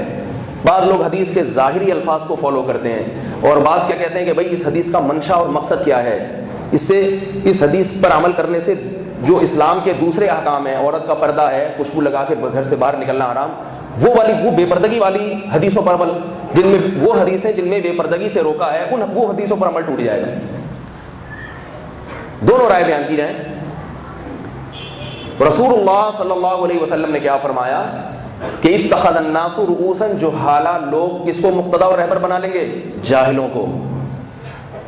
آگے الفاظ دیکھیے، فافتوا بغیر علم، پھر وہ جاہل لوگ لوگوں کو فتویٰ دینا شروع کریں گے علم کے بغیر۔ یہاں علم سے مراد مطلق یعنی کامل علم مراد ہے کہ کامل علم نہیں ہوگا، ورنہ ہر فتویٰ دینے والے کے پاس 2-4 حدیثیں تو ہوتی ہیں، 2-4 تو ہوتی ہیں، ورنہ وہ مقتدا اور رہبر کس بات کا؟ بھائی کس بات کا مقتدا اور رہبر؟ 2-3 باتیں تو ہر ایک جانتا ہے۔ اب یہ جو اختلاف اور پھر قواریت، ہر ایک کا نیا فتویٰ، تو وہ خاتون نے حلالے کی جب بات کی نا کہ میں نے حرام کام کا ارتکاب کیا ہے، میں نے کہا بھائی اگر حلالہ حرام ہوتا تو اللہ قرآن مجید میں اس کا تذکرہ نہ کرتے، قرآن مجید میں تذکرہ نہ کرتے، رہا یہ کہ حدیث میں اس کو حرام قرار دیا اور قرآن میں اس کی اجازت دی ہے، تو پتہ یہ چلا کہ حدیث میں جس حلالے کو حرام قرار دیا وہ الگ ہے اور قرآن میں جس کو جائز قرار دیا جا رہا ہے وہ الگ ہے۔ جبکہ آپ کے یوٹیوب پہ جو کلپ ملیں گے اور آپ کی جو ساری تقریریں ملیں گی وہ جائز اور ناجائز حلالے میں فرق ہی نہیں ملتی، وہ حلال حرام ہے، حلال حرام ہے، حلال حرام ہے، حلال غلط ہے، حلال، یہ 3 طلاقوں کو جو 3 کہتے ہیں حلالے کرواتے ہیں، سارا بیان آپ کا اسی میں ملے گا۔ اگر یہ غلط ہوتا تو قرآن مجید کے الفاظ ہیں کہ اگر مرد نے تیسری طلاق دے دی فلا تحل له من بعد، تو یہ عورت مرد کے لیے حلال نہیں ہے حتی تنکح زوجا غیرہ، یہاں تک کہ کسی دوسرے مرد سے شادی نہ کر لے۔ اگر دوسرے مرد سے شادی کر لی اور حدیث کے مطابق ہم بستری بھی ہو گئی، اللہ تعالیٰ فرماتے ہیں فَإِن طَلَّقَهَا، اور دوسرے نے بھی اگر طلاق دے دی، فَلَا جُنَاحَ عَلَيْهِمَا أَن يَتَرَاجَعَا، تو پھر کوئی گناہ نہیں ہے دونوں آپس میں دوبارہ نکاح کر لیں۔ اگر یہ بے غیرتی ہوتی، بے شرمی ہوتی، تو اللہ اس کا قرآن میں کیوں ذکر کرتے؟ نہیں آ رہی میرا خیال بات، کیوں ذکر کرتے؟ رہا یہ مسئلہ، لوگ کہتے ہیں دیکھنے میں تو بڑی بے غیرتی ہے، یہ دیکھنے میں ایک آدمی کی بیوی کسی اور کے بستر کی زینت بنتی ہے، پھر وہ ادھر سے آ کے اس کے بستر کی زینت، یہ کیا ہے، یہ کیا بے غیرتی ہے؟ ایک صاحب مجھے کہنے کہ کیا بے غیرتی ہے؟ میں نے کہا بھائی ایک آدمی کی بیوی جب کسی کے بستر کی زینت بنے گی تو وہ بے غیرتی ہے، یہ اس کی بیوی ہے ہی نہیں۔ کیوں سمجھ رہا ہے؟ جب 3 دے دی تو بیوی کہاں سے ہو گئی اس کی، جس سے چاہے شادی کرے وہ؟ کیوں نہیں سمجھ میں آ رہی؟ پولیس کو بلاؤں سمجھانے کے لیے؟ پاگل لوگ ہیں جو دنیا میں رہبر اور مقتدا بنے ہوئے ہیں، ان کو بے غیرتی کی ڈیفینیشن معلوم نہیں ہے، فتویٰ کہاں سے دیں گے؟ کہہ رہے ایک آدمی کی بیوی کسی اس کی بیوی کہاں سے ہو گئی؟ وہ نہیں آئی بات؟ دیکھو حضرت زید ابن حارثہ نے اپنی زوجہ حضرت زینب کو طلاق دی، عدت کے بعد محمد صلی اللہ علیہ وسلم نے ان سے نکاح کیا، نقل کفر نباشت، کیا یہ بے شرمی تھی کہ حضرت زید کی بیوی سے کر لیا؟ بھائی نہیں ہے، اب تو طلاق ہو گئی، اب تو جس سے چاہے نکاح کرے وہ۔ پھر جب دوسرے مرد نے اس کو طلاق دے دی، اب اس کی بیوی نہیں رہی ہے، وہ اس سے رشتہ اس کا ختم، عدت بھی گزر گئی، اب وہ جہاں چاہے شادی کرے، پہلے سے بھی کر سکتی ہے، پہلے کے علاوہ کسی اور سے بھی۔ وہ اتفاق کی بات ہے کہ وہ پہلے سے نکاح کو ترجیح دے رہی ہے، اس کو اس میں مفاد نظر آ رہا ہے، اپنا ذاتی مفاد ہے کہ بھائی میرے پہلے شوہر سے بچے میں وہاں شادی کروں گی، تو کسی اور سے شادی کرنا جیسے بغیرتی نہیں ہے، اس سے شادی کرنا بھی بغیرتی نہیں ہے، بلکہ عین غیرت کا تقاضا ہے کہ بھئی اس آدمی سے کر لو جس سے تمہاری پہلے سے اولاد ہے۔ اس کو حلال کرا لیا، حلال کرا لیا، شور میں جا۔ یہاں ایک سوال اٹھایا جاتا ہے، ایک سوال کہ جب جرم شوہر نے کیا اکٹھی طلاقیں دے کے، سزا عورت کو کیوں مل رہی ہے؟ کاش پولیس ہوتی میرے پاس، سمجھا دیتا سب کچھ، پولیس نہیں ہے۔ اگر پولیس آ بھی جائے تو الٹا ہم ہی کو سمجھانا شروع کر دیتی ہے، یہ بڑا مسئلہ ہے۔ یہ ایک سوال ہوتا ہے کہ بھئی جرم کس نے کیا؟ مرد نے، سزا کس کو ملتی ہے؟ عورت کو۔ پہلے سے اگر معاہدہ کر کے حلالہ کرے نا، یاد رکھو یہ حرام ہے، سمجھ میں آ رہی ہے بات؟ کسی مرد کو کرائے پر لیا، یہ حرام ہے، اس پر حدیث میں لعنت ہے، اس پر لعنت، معاہدہ جائز نہیں۔ ہاں دل میں کسی عورت کا ارادہ ہے کہ میں اس مرد سے نکاح کر لوں گی لیکن میں اس سے علیحدگی اختیار کر لوں گی، یہ حرام نہیں ہے، کیونکہ دل کا ارادہ تبدیل بھی ہو سکتا ہے۔ بعض دفعہ عورت کو یہ ڈر ہوتا ہے پتہ نہیں یہ میرے ساتھ محبت الفت کا معاملہ کرے گا نہیں کرے گا، تو اس کے دل میں ہوتا ہے خطرہ۔ بعض دفعہ ایسے ہوتا ہے کہ عورت کا ارادہ ہوتا ہے کہ میں اس سے بعد میں طلاق لے لوں گی، مگر وہ نہیں لیتی۔ درجنوں سینکڑوں ہزاروں واقعات ہیں کہ نکاح کر لیا لیکن عورت کے ساتھ دوسرا شوہر اتنا اچھا معاملہ کرتا ہے، چلو ٹھیک ہے وسیع کے ساتھ رہوں گی میں، بہت واقعات ہیں اس پر۔ اب رہا یہ مسئلہ کہ جرم مرد نے کیا تو سزا عورت کو کیوں مل رہی ہے، یہ ایک اعتراض اٹھایا جاتا ہے۔ جرم کس نے کیا؟ طلاقیں تو دھڑ دھڑ اس نے نکالی ہے نا، سزا کس کو مل رہی ہے؟ عورت کو۔ یاد رکھو جرم مرد نے کیا تو سزا مرد کو مل رہی ہے، عورت کو نہیں مل رہی۔ نہیں بات، اب میں سمجھاتا ہوں اس کو۔ شریعت مرد کو سزا دے رہی ہے، وہ سزا یہ دے رہی ہے شریعت مرد کو کہ تم نے مہر ادا کر کے ایک عورت سے نکاح کیا، اسے اپنی قید میں لے کر آئے، اب تم نے اس مٹھی کو کھول دیا تو یہ سونے کی چڑیا تمہارے ہاتھ سے نکل گئی، اب اس سونے کی چڑیا کو تم اپنے ہاتھ میں نہیں لا سکتے، اب یہ کسی اور کی مٹھی میں جائے گی، تمہاری مٹھی میں نہیں آئے گی۔ اس سے شریعت کا مقصد ہے طلاق کی روک تھام، تاکہ مرد جب یہ سنے گا نا کہ فلاں کی بیوی کو جب اکٹھی اس نے غصے میں دے دی ہیں اور وہ نافذ ہو گئی ہیں، وہ شادی بھی نہیں کر سکتا، تو اس سے معاشرے میں طلاق کا رجحان بڑھے گا یا کم ہوگا؟ بولو بھائی، کم ہوگا۔ اور طلاق کا رجحان کم ہونے سے عورت کو فائدہ ہوگا یا مرد کو؟ زیادہ فائدہ تو عورت کو ہوگا اس سے۔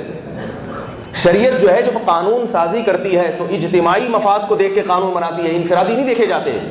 اگر آپ 3 طلاقوں کو نافذ نہیں کرتے، اس کا نقصان کیا ہوگا؟ مرد طلاق پر جری ہو جائے گا، ایک عورت کا گھر بچانے کے لیے سینکڑوں عورتوں کے گھر اجڑیں گے۔ یہی وجہ ہے کہ اسلام میں طلاق سب سے آسان کام ہے، مگر اس کے باوجود مسلمانوں میں طلاق کا ریشو پوری دنیا میں سب سے کم ہے۔ ہندو کو جب اپنی بیوی کو طلاق دینی پڑتی ہے عدالت جانا پڑتا ہے، مگر ہندوؤں کا فیملی سسٹم اتنا مضبوط نہیں ہے. انگریز کو جب طلاق دینی پڑتی ہے آدھی جائیداد بھی دینی پڑتی ہے اور عدالت بھی جانا پڑتا ہے. اس کے باوجود انگریزوں کا خاندانی نظام مربوط نہیں ہے, طلاقوں کا ریشو بہت زیادہ ہے. مسلمان صرف زبان سے 3 لفظ بولتا ہے نکاح ختم, اس کے باوجود مسلمانوں میں طلاق کا ریشو سب سے کم ہے. یہ اللہ کے قانون ہے بھائی, ان کی حکمتوں کو پورے طور پر ہم اور آپ نہیں جانتے. اس پر آپ کو ایک سوال پیدا ہوگا, اشکال ہوگا کہ ٹھیک ہے اجتماعی سطح پہ تو عورتوں کا فائدہ ہوگا, مگر اس عورت کا تو گھر اجڑ گیا نا جس کو مرد نے طلاق دی ہے. نہیں یاری بات, اس کا تو بیڑا غرق ہو گیا نا. جرم اس نے کیا اور سزا اس کو ملی. یاد رکھو یہ جو اس عورت کا بیڑا غرق ہوتا ہے اور واقعتاً ہوتا ہے, میں مانتا ہوں, اس میں اسلام کا قصور نہیں ہے, اس میں ہمارا قصور ہے. اب آپ سمجھے ہمارا قصور کیسے. ہم نے اسلام کے احکام کو, آدھے احکام کو فالو کیا ہے, آدھے کو فالو نہیں کیا. جب کسی سے پورا قانون لیا جائے نا تو پھر اس کی حکمتیں حاصل ہوتی ہیں, آدھے سے نہیں ہوتی. اسلام نے جو طلاق کے احکام دیے ہیں, معذرت آپ کی دکھتی رگ پہ ہاتھ رکھ رہا ہوں میں بہت پیشگی معذرت کے ساتھ, آپ کہیں گے گھما پھرا کے ادھر ہی لے آیا, گھما پھرا کے ادھر ہی لے آیا, لیکن کیا کروں بھائی, اس کے علاوہ بات میں سمجھا نہیں سکتا کہ نہیں بہت گھما پھرا کے ادھر لے آتے ہیں بات. اس کے علاوہ یہ فلسفہ میں سمجھا نہیں سکتا اسلام کا جو طلاق کا فلسفہ ہے. اسلام نے یہ طلاق کے احکام اس معاشرے کے لیے دیے جہاں ہر مرد 3-4 بیویاں رکھتا ہو اور مرد کو عورت کے حصول کے لیے عورتیں نہ ملتی ہوں. جب ایک مرد 2-3 بیویاں رکھے گا تو کنواروں کو بیوی ملے گی ہے بھائی, وہ تو خاک چھانتے پھریں گے نا کہ کوئی عورت مل جائے ہمیں, کیونکہ رسد اور طلب, سپلائی اور ڈیمانڈ کا جو قانون ہے, مردوں کی ڈیمانڈ زیادہ ہے, اس کے لحاظ سے عورت کی قدرت کی طرف سے سپلائی نہیں ہے, پیدائش اتنی نہیں ہے, ڈیمانڈ زیادہ ہے, عورت ملے گی نہیں. تو جو کنوارے چھڑے چھاٹ آپ جیسے جو نوجوان یہاں بیٹھے ہوئے ہیں وہ اس تلاش میں رہیں گے کہ کسی کی بیوی کو طلاق ہو اور ہم اس سے شادی کریں فوراً. ایسے معاشرے میں عورت پہ ظلم نہیں ہوگا, ایسے معاشرے میں اس مرد کا نقصان ہوگا جسے اتنی مشکل سے 1 عدد بیوی ملی تھی, اب اس نے طلاق دیے تو اب اس کو بیوی کی تلاش میں خاک چھاننی پڑے گی, اور عورت کے لیے سینکڑوں درجنوں رشتے ہوں گے اس سے بہتر کھڑے ہوئے ہوں گے. تبھی آپ صحابیات کو دیکھو, صحابیات کے دور میں بھی طلاقیں ہوئی ہیں, مگر جب کسی صحابیہ کو طلاق ہوتی تھی تو یہ نہیں ہوتا تھا ان کا گھر اجڑ گیا ہے, بلکہ عدت گزارنا مشکل ہو جاتا تھا ان صحابیہ کے لیے. اتنے رشتے کہ وہ نبی سے آگے پوچھتی تھی, یا رسول اللہ, حضرت معاویہ نے بھی نکاح کا پیغام بھیجا ہے, ابو الجہم سردار ہیں انہوں نے بھی نکاح کا پیغام بھیجا ہے, ابو الخطاب نے بھی نکاح, عبد الرحمن ابن عوف نے بھی نکاح کا پیغام بھیجا ہے, اوپر سے آپ بھی کہہ رہے ہیں اپنے بیٹے زید بن حارثہ کے لیے, منہ بولے بیٹے کے لیے, تو میں کس سے شادی کروں, میری سمجھ میں نہیں آ رہا. یہ طلاق یافتہ عورت کے حالات ہیں. یہ تو ہمارا ہندوؤں والا معاشرہ ہے کہ طلاق ہو گئی عورت کو, اس کو پتا ہے مجھ سے کوئی گھاس ڈالنے کے لیے تیار نہیں ہوگا, بیٹھی بھی, اور آپ بھی رہیں تو چرسی ہیروئنچیوں کے رشتے آ رہے ہیں. 18 سال کی لڑکی کو طلاق ہوئی, رشتہ آ رہا ہے 65 سال کے بزرگان دین کا. یہ ہو رہا ہے. ایک بزرگ کہنے لگے میں شادی اس لیے نہیں کرتا کہ مجھے آدھی جائیداد, وہ 8واں حصہ وراثت میں بیوی کو دینا پڑ جائے گا. میں نے کہا اس عمر میں اگر کوئی آپ سے شادی کر لینا اس کا تو کفارہ تو کچھ ہونا چاہیے نا. اس کو 8واں کیا, میں کہتا ہوں بطور کفارے کے آدھی دو اس کو, آدھی جائیداد, اور 8واں بھی نہیں دے رہے. نہیں آ رہی میرا خیال باتیں. تو یہ اسلام کا قصور نہیں ہے, یہ کس کا قصور ہے, ہمارا. کہ جب طلاقیں ہوتی ہیں تو شریعت جو چاہ رہی تھی کہ مرد کو سزا دے, مرد کو دوبارہ رشتے کے حصول میں پاپڑ بیلنے پڑے, دوبارہ بیوی نہ ملے اس کو, اور عورت کے لیے سینکڑوں رشتے ہوں. تبھی تو قرآن نے کہا ہے کہ عورت جب بیوہ ہو جائے تو عدت کے دوران نکاح کا پیغام نہ بھیجا کرو. پھر قرآن کے الفاظ دیکھیں, اللہ جانتا ہے کہ تم سے عورت کی عدت کا انتظار نہیں ہوگا. قرآن کے الفاظ ہیں, علیم اللہ انکم ستذکرونہن, اللہ جانتا ہے تم سے عورت کی عدت کا انتظار نہیں ہوگا, بیوہ عورت اور طلاق یافتہ عورت. اس لیے اللہ نے تمہیں لیس علیکم جناح, تم پر فلا جناح علیکم فیما عرضتم بہ من خطبۃ النساء, گول مول طریقے سے پیغام بھیج سکتے ہو, اجازت ہے. کیونکہ تمہیں ڈر یہ ہوگا کہ عدت پوری ہوئی فوراً کسی اور نے نہ کر لے, میرے ہاتھ سے نکل جائے گی. تو اس لیے اللہ نے فرمایا گول مول اشارے سے, بھائی ذرا جب عدت پوری ہو تو ذرا مس کال دے دینا کہیں شادی کرنے سے پہلے. یہی ہے مس کال دے, میں نکاح کا پیغام نہیں بھیج رہا, ایک مس کال دے دینا, کوئی ضروری بات کرنی ہے آپ. یہ گول مول طریقے سے آج ہمارے معاشرے میں ہوتا ہے. کسی بیوہ عورت یا طلاق یافتہ عورت 4 سال گزر جاتے ہیں, اخباروں میں اشتہارات ہو رہے ہوتے ہیں, کوئی رشتہ ہے تو بتاؤ بھائی. کنواریوں کی نہیں ہو رہی, طلاق یافتاؤں کی کہاں ہوں گی. تو وجہ اس کی یہ ہے کہ ہم نے 3 طلاق والا حکم تو اسلام سے لیا, مگر 1 بیوی والا حکم ہندوؤں سے لیا. اب وہ ایڈجسٹ نہیں ہو رہا. تو اب اس کا یا تو یہ کہ طلاقوں کا نظام بھی ہندوؤں سے لو, اور ظاہر وہ ہم لے نہیں سکتے کیونکہ ہم نے کلمہ پڑھا ہے, مسلمان ہے, جمعے کی نماز بھی تو پڑھنا, پھر जुम्मे के दिन भी मंदिर जाना पड़ेगा हमें, पूरा फिर हिंदू को फॉलो करो ना, आधा आधा तीसरा आधा बटेर क्या होता है। और अगर तलाक के हकाम हिंदुओं से लिए हैं तो शादी के हकाम भी, सॉरी तलाक के हकाम इस्लाम से लिए हैं तो शादी के हकाम भी किससे लेना पड़ेंगे? इस्लाम से, फिर ये एडजस्ट होगा। एक छोटी सी मिसाल देके बात को खत्म करता हूं। इस्लाम में हुक्म ये है कि अगर कोई मर्द कसम उठा ले कि मैं बीवी के पास 4 महीने तक नहीं जाऊंगा, कसम उठा ले, तो 4 महीने के बाद बीवी को तलाक पड़ जाती है। फुकहा इसकी हिकमत ये बयान करते हैं कि इस मर्द कसम उठाए, वैसे ही नहीं फोन आएंगे मैं 2 साल से बीवी से दूर हूं, अमेरिका में हूं, मेरी बीवी को, वो नहीं, कसम उठाए अगर कि मैं तेरे करीब नहीं आऊंगा 4 महीने तक या इससे ज्यादा, तो 4 महीने बाद क्या हो जाएगी? अगर इसने कसम नहीं तोड़ी तो 4 महीने में औरत को तलाक होगी, निकाह खत्म। फुकहा इसकी हिकमत ये बयान करते हैं कि मर्द ने चूंकि औरत पे जुल्म किया है, इसका हक यानी हमबिस्तरी नहीं की इसने, तो अब शरीयत ये चाहती है इस मर्द को सजा दे और ये औरत का निकाह खत्म हो, अब ये किसी और मर्द से अपनी ख्वाहिश पूरी करे। नहीं यही बात। लेकिन अब ये हुक्म अगर मौलवी साहब मस्जिद में बयान करें और कहें किसी मर्द ने कसम उठाई 4 महीने में बीवी के करीब नहीं जाऊंगा, बीवी को तलाक पड़ जाएगी, तो औरत कहेगी कसम उसने उठाई है, तलाक मुझे हो रही है, ये तो मेरे पे ज्यादती हो रही है। क्यों? पहले तो मेरा जिनसी हक अदा नहीं कर रहा था ना, जिनसी हक अदा नहीं कर रहा था, अब तो नान नफ्के से भी गई। पहले कम से कम निकाह बाकी था तो खर्चा पानी तो इसके जिम्मे था ना, सिर्फ हम बिस्तरी नहीं कर रहा था, ये खर्चा पानी तो था। अब जब मुफ्ती साहब आपने फतवा दिया कि तलाक वाक़ई हो गई, अब तो नान नफ्के से भी गई, क्योंकि दोबारा शादी का इम्कान तलाक याफ्ता से कौन करेगा उससे शादी? नहीं आ रही मेरा ख्याल बात। फिर वो पुलिस का केस है भाई, सीधा सीधा ये पुलिस का केस है। तो अब यहां इस्लाम तो औरत के फायदे के लिए उसने तलाक नाफिज की है, क्योंकि इस्लाम ने उस मुआशरे के लिए हुक्म दिया है कि इधर इद्दत पूरी होने वाली हो, पब्लिक को पता हो कि 4 महीने बाद इनका निकाह खत्म होने वाला है, और 10 किस्म के, सैकड़ों दर्जनों किस्म के अच्छे अच्छे रिश्ते उस औरत के लिए बैठे होंगे, इसने तुम पे जुल्म किया, हम तुमसे शादी करेंगे। तो शरीयत कहती है अब इसके अलावा हजारों बहुत सारे रिश्ते, उनमें से जिससे चाहो निकाह करो तुम, इसके हाथ से निकल गई तुम अब। लेकिन उसको पता है कि अब दोबारा शादी इतने आराम से नहीं होगी, तो फिर इस जैसा नहीं मिलेगा, इससे कोई घटिया कमतर ही मिलेगा। इसने तो 4 महीने की कसम खाई थी, वो 4 साल की कसम खाएगा। तो इस्लाम ने जो हमें अहकाम दिए हैं वो उस मुआशरे के लिहाज से दिए हैं जहां 2-3 शादियों का रिवाज हो, औरतों की कमी हो। आई बात में अच्छे अच्छे मर्द 3-3, 4-4 पे कब्जा करके बैठे हुए हों, क्योंकि जब इसका रिवाज होगा तो औरत उसी को सेलेक्ट करेगी जो उसके लिए सबसे बेहतर होगा। जो कमतर किस्म के लोग हैं उनके हाथ में एक भी नहीं आएगी।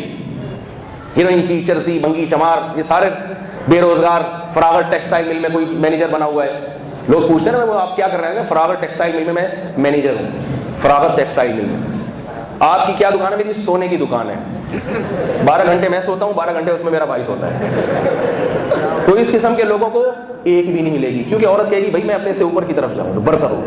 वो सारे अच्छे अच्छे मर्द कब्जा करके बैठ जाएंगे, और जो महंचू किस्म के हैं उनको नहीं मिलेगा कोई भी। फिर अगर किसी महंचू के हाथ में कोई आ गई, जालिम के हाथ में, फिर वो तलाक देने से पहले करोड़ दफा सोचेगा। उसको पता है इतनी मुश्किल से मिली है, हाथ से निकल गई, तो अब ये किसी और के निकाह में जाएगी, मेरे निकाह में नहीं आएगी। नहीं आ रही मेरा ख्याल है। तो मैं जो अर्ज कर रहा था वक्त पूरा हो गया, बाकी एक दुआ के वक्त में 1-2 बातें और आपके सामने अर्ज करूंगा। जो असल जो मैं मौजू को लेकर चला था उसको समेटूंगा 1-2 मिनट के अंदर। अल्लाह ताला हमें सही कुरान और सुन्नत को समझने की तौफीक अता फरमाए, और अगर खुद समझने की सलाहियत नहीं है तो अइम्मा अरबा में से किसी एक मजहब को फॉलो करो। इमाम अबू हनीफा, इमाम मालिक, शाफी, अहमद बिन हंबल, इनके जो मसाइल हैं, इनके जो फतावा हैं, इन्हीं में से किसी एक को फॉलो करो। ये ना कहा करो कि मैं मुहक्किक हूं, मैं कुरान और हदीस को बरह रास्त फॉलो करता हूं, इससे उम्मत टूटेगी। हर मुफ्ती का नया फतवा मार्केट में आएगा, हर एक नई नई, जैसे वो फिल्में होती है ना, रोजाना कोई नई फिल्म आ रही है, तो ऐसे फतवे भी ऐसे हैं, रोजाना कोई नया फतवा आ रहा है। लोग कह रहे हैं अभी तक ये डॉक्टर जाकिर नाइक का ये फतवा आया था, गामदी साहब ने एक नई बात कर दी। गामदी साहब तो ऐसी ऐसी चीजें मार्केट में ला रहे हैं कि वो बिल्कुल ही पढ़ाई में नहीं आ रही। कह रहे औरत का पर्दा ही नहीं, अभी तो बहस करो थी चेहरे का पर्दा है या नहीं, पर्दा ही नहीं है। अब क्या करोगे भाई? अभी तो बहस होती मौसीकी हलाल है या हराम, वो कह रहे डिस्को भी हलाल है, नाइट क्लबों में नाचना भी हलाल है। तो ये क्या हो गया भाई? तो ये अजीब अजीब सी चीजें आएंगी भाई, बहुत बड़ी आगे चीजें आने वाली हैं। तो इन चीजों से वही बचा रहेगा जो इन सदियों से जो मसलक चले आ रहे हैं ना, और इनकी निस्बत बड़े बड़े फुकाहा की तरफ है, इनमें से किसी एक को फॉलो कर ले। वरना जब आज के मुफ्तियों के चक्कर में पड़ेगा तो कोई क्या कहेगा, कोई क्या कहेगा, आहिस्ता आहिस्ता आहिस्ता आहिस्ता निकल के फिर आप बोलोगे हदीस ही हुज्जत नहीं है, फिर आप मुनकर हदीस बन जाओगे, फिर आगे जाके कादियानी बनोगे, फिर ब्रेकें फेल हैं, फिर कुछ नहीं बन जाओगे, सही मुसलमान नहीं बनोगे। मुसलमान के अलावा کچھ بھی بن جاؤ گے. اس لیے جو چلا آ رہا ہے نا اسی کو فالو کرو. اللہ تعالیٰ سمجھنے کی عمل کرنے کی توفیق عطا فرمائے.